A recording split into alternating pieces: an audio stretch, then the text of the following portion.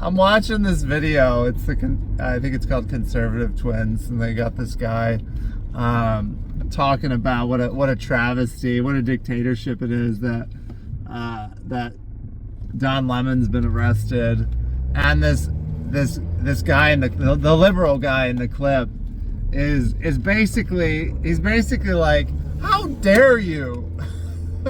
How dare you arrest a journalist? How dare you? The Trump administration wonders why people are saying that they are trying to form a dictatorship. Well, look at the landscape. Arresting Don Lemon. Moron. How dare you? Covered a protest in Minneapolis is just insane, ridiculous, dictator-like. Journalists go into dangerous places to be part of the story. How dare you violate his First Amendment rights? And I covered riots. I was a local reporter in Los Angeles for 15 years, and I covered riots and floods and earthquakes and all sorts of things where I had to step into areas where there were police, where there was activity, private property. When you're covering an event like this, like a protest, which I've covered many, you step into it. And churches are open to everyone. It's not private property. They're open to everyone. And that's what Don Lemon did. The idea that the Justice Department is saying he walked onto private property, that is insane. A church invites everybody in. Have you ever seen? It's still private property.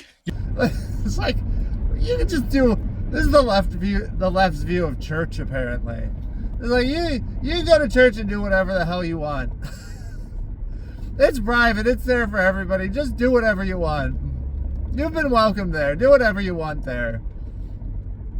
You wanna have a mob of people show up and do some protesting thing. Just the churches are there. Just storm them and do whatever you want, because they're welcome to anybody. This is the level of rationale coming from an adult. Well, I'm driving. I won't do the quotation marks, because I think to be a leftist in the modern age, it's like it just is immaturity. It's like a whole party. It's a whole ideology of just not being a mature adult person.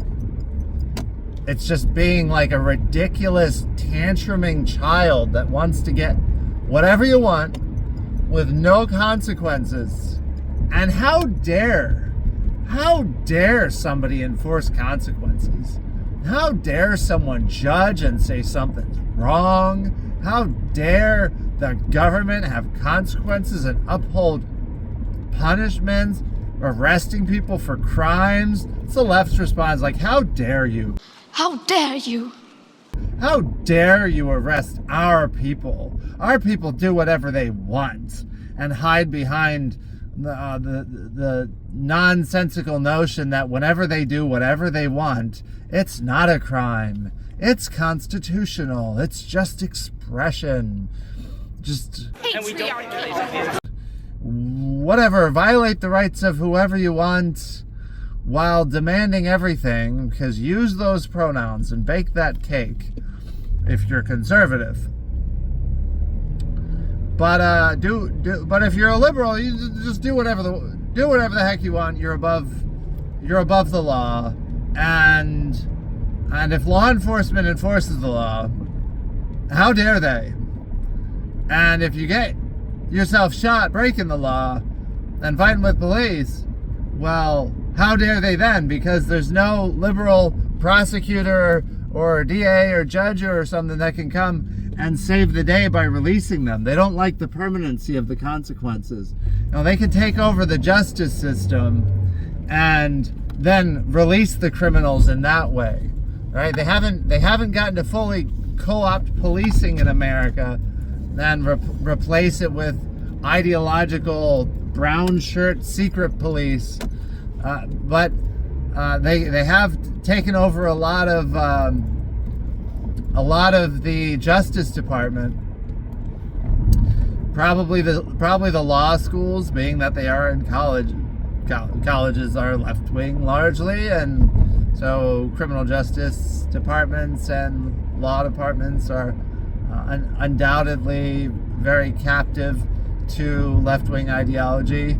So it's like they can save the criminals on the back end and save them from consequence. But Crime Lab slowed down this clip. It shows them running between parked cars. As Rosenbaum nearly reaches Rittenhouse, he spins and shoots. You can see the puff of smoke from the AR-15. But so they're really upset if somebody gets shot and killed, or probably even injured in the commission of a crime.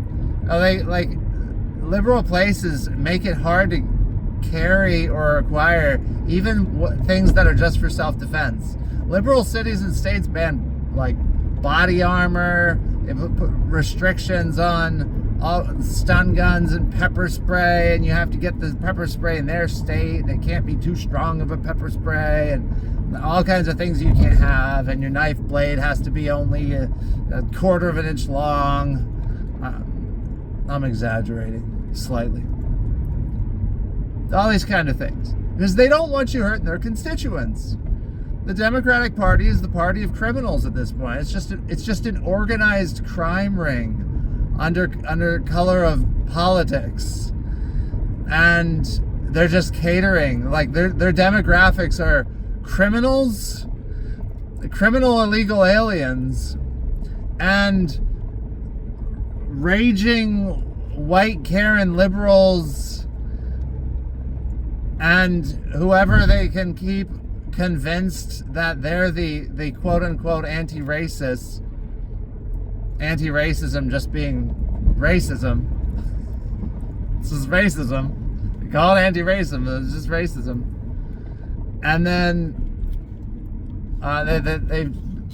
more and more people, I think, more and more people who are black, African American, Hispanic, whatever, under the category of all non-white people, I think every day people waking up, getting pissed off at the Democrats and seeing from what there are, and I welcome it.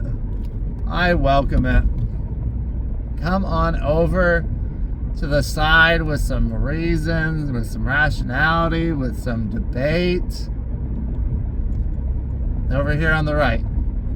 The right is far more diverse, far more ideologically diverse. We debate everything on the right side of the aisle. If the left wasn't so ridiculously far off, if there was a country just made up of the right, of course we'd be arguing about all kinds of other things, but it would be way more grounded in reality. It would be much closer together. I mean, if you've got two people, you're going to have some conflict and disagreement. Just being a person on your own, you can be frustrated with yourself, right? You can have conflict within your own self. So can two people. So obviously, if any group of people are going to have some level of disagreement on things, and that can be okay. But the left just went so out to lunch. They're just anti our country in every way. It's so obvious. It's extraordinary that people can't see it. Playing off of calling everything racism, calling everything fascism, just obtuse, out to lunch, easily torn, things that are easily seen as falsehoods. Just like propaganda. I just don't get how people are still bought into it. If you question any of it, it's like pull the thread anywhere on leftist narratives and it will fall apart. It's like, just watch the video of Don Lemon going there. Watch the videos of him preparing for it and how he talks. Watch him go into the church. Watch what he's doing in there. The guy's not just there to to be the media observing. It's like, just watch the video. Makes me wonder how much stuff has the left gotten away with because there wasn't video. I mean, they like to come up with, like, anytime you hear some story of someone going, oh, this racist thing happened. The MAGA hat wearing people came and called me names and did this racist stuff. I mean, it wasn't recorded on video or anything, and there's absolutely nothing to corroborate it. And then it gets found out that it's totally fake. For whatever, like, more evidence comes out that somebody totally staged the thing against themselves. Chicago's police superintendent shared his personal outrage at evidence Jussie Smollett staged a fake hate crime in a city already dealing with racial tensions. Empire actor Jussie Smollett took advantage of the pain and anger of racism to promote his career. I'm left hanging my head and asking why. It's like almost always leftists making that kind of stuff up, and then it gets exposed. I did hear it. There was a time where I think a conservative person did something nutty like that. I think it was a story where they cut themselves. Prosecutors say 26-year-old Natalie Greene staged the elaborate hoax in July with another woman who made a frantic call to 911.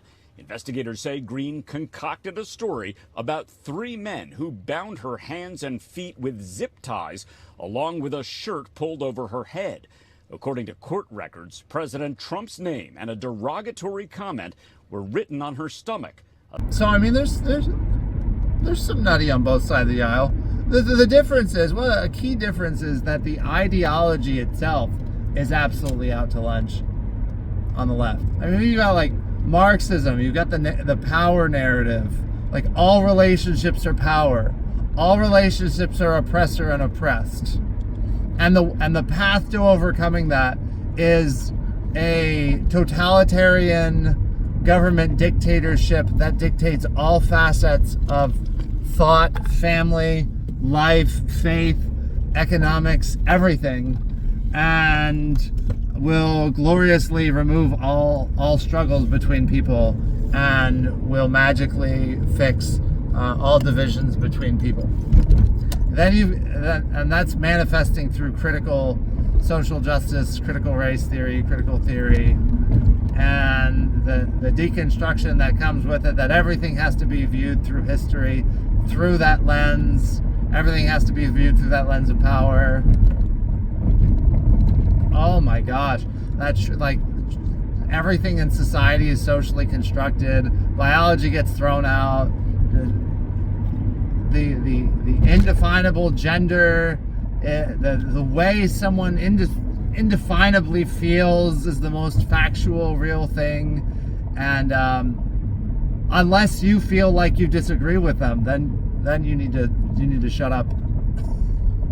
Shut up, make the cake, and use the pronouns.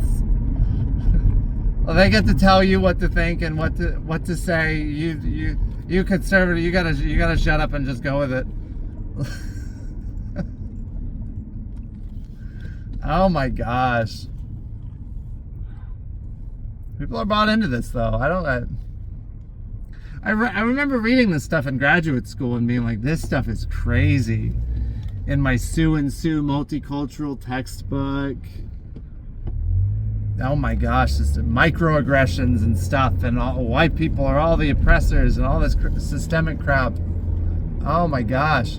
It's like the left is like, well, there is no truth and we get to define everything. Also, here are all of these moral imperatives, all these things that we declare are the true things and how you need to live, and you need to be tolerant and not judgmental, and also we're going to judge the crap out of you in all sorts of ways if you don't go along with our belief system. Our belief system, which is a castle floating way up in the sky and not grounded on anything. And on the philosophical side, we'll acknowledge that, and then doing a total double double speak. Well, what's it called in 1984? The cognitive dissonance. You're saying and believing like totally contradictory things, and yet somehow believing them like wholeheartedly at the same time. Double thing. Yeah. I just said that. Okay. I'm repeating myself. They're using 1984 as a playbook.